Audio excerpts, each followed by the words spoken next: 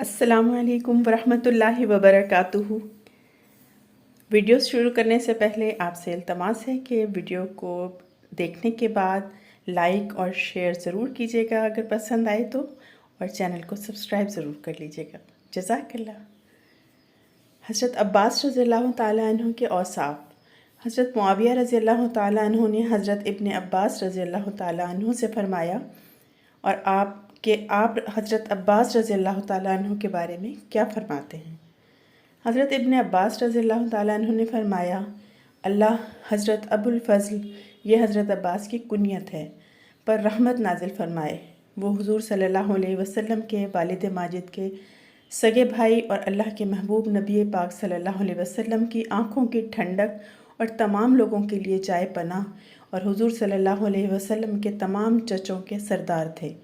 उनकी फ़जीलत के तज़किरे के वक्त दूसरों की फ़जीलत हेच मालूम होती है। उनके ख़ानदान के काबिल फ़ख्र कारनामों में से के सामने दूसरे ख़ानदानों के कारनामे पीछे रह गए। और ऐसा क्यों ना होता जबकि उनकी तरबियत उस अब्दुल मुत्तलिब ने की जो हर नक़्ल व हरकत वाले इंसानों में सबसे ज़्यादा बुज़ुर्ग और कुरैश के प्यादा सवारों से ज़्यादा काबिल फ़ख्र थे। हज़रत तलहा रज़ियल्लाहु ताला अन्हु और हज़रत ज़ुबैर रज़ियल्लाहु ताला अन्हु के औसाफ। हज़रत मुआविया रज़ियल्लाहु ताला अन्हु ने हज़रत इब्न अब्बास रज़ियल्लाहु ताला अन्हु से फरमाया, आप हज़रत तलहा और ज़ुबैर रज़ियल्लाहु ताला अन्हुम के बारे में क्या फ़रमाते हैं। हज़रत इब्न अब्बास रज़ियल्लाहु ताला अन्हु ने फरमाया, अल्लाह उन दोनों पर रहमत नाजिल फरमाए। अल्लाह की कसम, वो दोनों पाकबाज, नेक, साफ़ सुथरे, मुसलमान, शहीद और आलिम थे। उन दोनों से एक लग़ज़िश हुई है जिसे अल्लाह इंशाअल्लाह इस वजह से ज़रूर माफ़ फरमा देंगे कि उन दोनों हज़रात ने इब्तदा से ही दीन की नुसरत व मदद की और इब्तदा ही से हुज़ूर पाक सल्लल्लाहु अलैहि वसल्लम की सोहबत में रहे और बहुत नेक काम और उम्दा काम किए। हज़रत अली रज़ियल्लाहु ताला अन्हु के औसाफ। हज़रत ज़र्रार बिन ज़ुमरा कुनानी हज़रत मुआविया रज़ियल्लाहु ताला अन्हु की खिदमत में गए तो हज़रत मुआविया रज़ियल्लाहु ताला अन्हु ने उनसे फरमाया कि मेरे सामने हज़रत अली रज़ियल्लाहु ताला अन्हु के औसाफ बयान कीजिए। तो हज़रत ज़र्रार ने कहा, ए अमीरुल मोमिनीन, आप मुझे मुआफ़ रखें। इस पर हज़रत मुआविया रज़ियल्लाहु ताला अन्हु ने फरमाया कि मैं मुआफ़ी नहीं दूंगा, तुम्हें ज़रूर बयान करने होंगे। तो हज़रत ज़र्रार रज़ियल्लाहु ताला अन्हु ने कहा कि अगर उनके औसाफ को बयान करना ज़रूरी ही है तो सुने। हज़रत अली रज़ियल्लाहु ताला अन्हु ऊँचे मकसद वाले, बड़ी इज़्ज़त वाले और बड़े ताकतवर थे। फ़ैसला कुन बात कहते और अदल इंसाफ का वाला फ़ैसला करते थे। आपके हर पहलू से इल्म फूटता था, हर तरफ से दानाई ज़ाहिर होती थी। दुनिया और दुनिया की रौनक से आपको वहशत थी। रात और रात के अंधेरे से उनका दिल बड़ा मानूस था, यानी रात की इबादत में आपका दिल खूब लगता था। अल्लाह की कसम, आप बहुत ज़्यादा रोने वाले और बहुत ज़्यादा फ़िक्रमंद रहने वाले सहाबी थे। अपनी हथेलियों को उलटते पलटते और नफ्स को खिताब फरमाते। सादा और मुख्तसर लिबास और मोटा झोटा खाना पसंद था। अल्लाह की कसम, वो हमारे साथ एक आम आदमी की तरह रहते थे। जब हम उनके पास जाते तो हमें अपने करीब बिठा लेते। जब हम उनसे कुछ पूछते तो ज़रूर हमारी बात का जवाब देते। अगरचे वो हमसे बहुत खुल मिल कर रहते थे, लेकिन इसके बावजूद उनकी हैबत और रौब की वजह से हम उनसे बात करते हुए झिझकते थे। जब आप मुस्कुराते तो आपके दांत इंतहाई खूबसूरत नज़र आते, जैसे कि मोती। दीनदारों की कदर करते, मिस्कीनों से मोहब्बत रखते। कोई ताकतवर अपने गलत दावे में कामयाबी की आपसे उम्मीद न रख सकता था और कोई कमज़ोर आपके इंसाफ से नाउम्मीद ना होता। और मैं अल्लाह को गवाह बनाकर कहता हूँ, मैंने उनको एक दफ़ा ऐसे वक्त में खड़े हुए देखा जब रात की तारीकी छा चुकी थी, सितारे डूब चुके थे और आप अपनी मेहराब में अपनी दाढ़ी पकड़े हुए झुके हुए थे और उस आदमी की तरह तिल मिला रहे थे जिसे किसी बिच्छू ने काट लिया हो, और गमगीन आदमी की तरह रो रहे थे। और उनकी सदा अब भी गोया मेरे कानों में गूंज रही है कि बार बार या रब्बना फरमाते और अल्लाह के सामने गिड़गिड़ाते।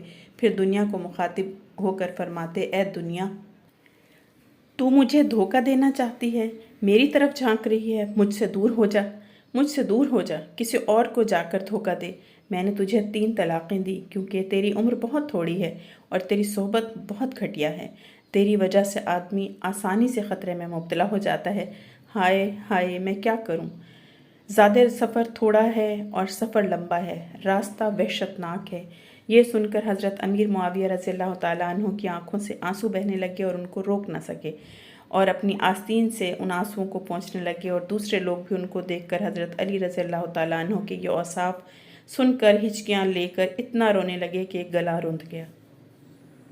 اس پر حضرت امیر معاویہ رضی اللہ تعالیٰ عنہ نے فرمایا، بے شک ابو الحسن یعنی حضرت علی رضی اللہ تعالیٰ عنہ ایسے ہی تھے، اللہ ان پر رحمت نازل فرمائے۔ اے زرار، تمہیں ان کی وفات کا کیسا رنج ہے؟ حضرت زرار رضی اللہ تعالیٰ عنہ نے فرمایا، اس عورت جیسا غم ہے جس کا اکلوتا بیٹا اس کی گود میں ذبح کر دیا گیا ہو کہ نہ اس کے آنسو تھمتے ہیں اور نہ اس کا غم کم ہوتا ہے۔ پھر حضرت زرار اٹھے اور چلے گئے۔ حضرت عثمان بن عفان رضی اللہ تعالیٰ عنہ کے اوصاف۔ حضرت ابن عباس رضی اللہ تعالیٰ عنہ جب حضرت معاویہ رضی اللہ تعالیٰ عنہ کے پاس آ کر بیٹھ گئے تو ان سے حضرت معاویہ رضی اللہ تعالیٰ عنہ نے فرمایا، آپ حضرت عثمان رضی اللہ تعالیٰ عنہ کے بارے میں کیا فرماتے ہیں؟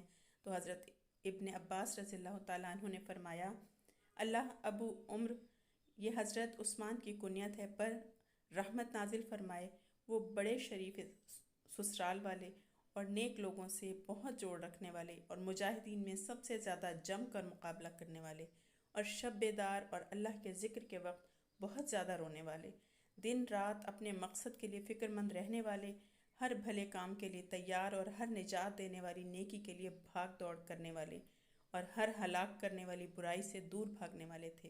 انہوں نے غزوہ تبوک کے موقع پر اسلامی لشکر کو بہت سارا سامان دیا تھا اور یہودی سے خرید کر بئر روما کنواں مسلمانوں کے لیے وقف کر دیا تھا۔